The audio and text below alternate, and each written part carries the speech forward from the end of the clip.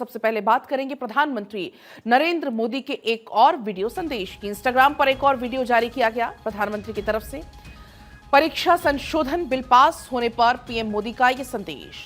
दोनों सदन ने इस बिल को पास करा दिया है। इसका जिक्र प्रधानमंत्री अपने इस वीडियो संदेश में करते हैं। कहते हैं कि राज्यों के सुझाव को ध्यान में रखा गया है। शिक्षा को लेकर लगातार हम कदम उठा रहे हैं।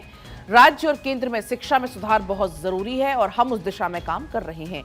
पेपर लीक माफियाओं को छोड़ा नहीं जाएगा। हर राज्य पेपर लीक से परेशान है। भविष्य से खिलवाड़ करने वालों को छोड़ेंगे नहीं। पेपर लीक करने वालों को बख्शा नहीं जाएगा। हम सब मिलकर सपने को साकार करें।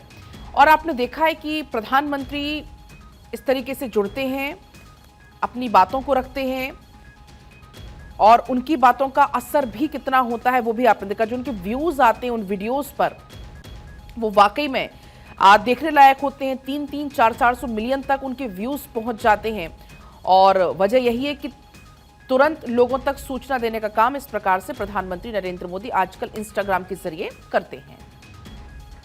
देश के बच्चों, साथियों, विश्वस्त परीक्षा पद्धति, इसके लिए हम लगातार एक के बाद एक कदम उठा रहे हैं। टास्क फोर्स की रचना हो,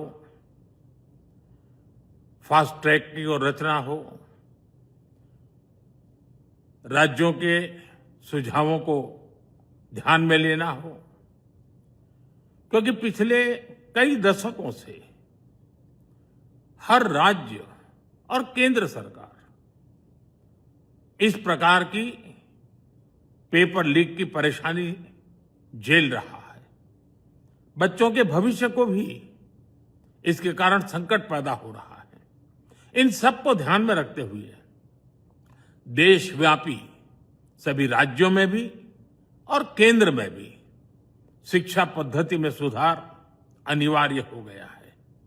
टेक्नोलॉजी के भरपूर उपयोग की आवश्यकता हो गई है और साथ साथ फिर से कोई पेपर माफिया, पेपर लीक करने वाली गैंग, देश के बच्चों के भविष्य के साथ खिलवाड़ करने वाली गैंग, उनको बख्शा नहीं जाएगा।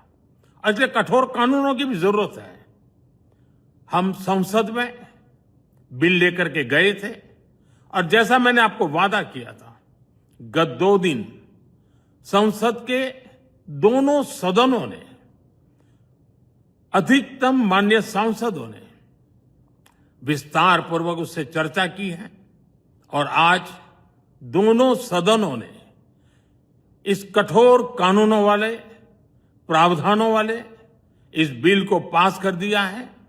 अब विश्वस्त परीक्षा पद्धति की दिशा में जाने में एक महत्वपूर्ण काम पूर्ण हुआ है। काम आगे भी चलता रहेगा।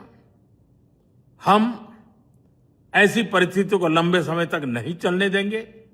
इस विश्वास के साथ साथियों, आइए हम सब मिल करके विकसित भारत के स्वप्न को पूर्ण करने के लिए कंधे से कंधा मिलाकर के चलें। बहुत बहुत धन्यवाद।